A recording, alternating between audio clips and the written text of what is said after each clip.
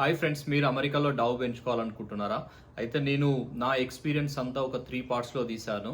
So బేసిక్గా part 1 ఏంటంటే dog తీసుకోకముందు జాగ్రత్తలు. రెండో పార్ట్ ఏంటంటే డాగ్ తీసుకున్నాక దాన్ని ఎలా మెయింటైన్ చేయాలి, ఫుడ్ ఇన్సూరెన్స్ ఇలాంటి ఇన్ఫర్మేషన్ మొత్తం పెట్టాను, వ్యాక్సిన్ సంబంధించినటువంటిది.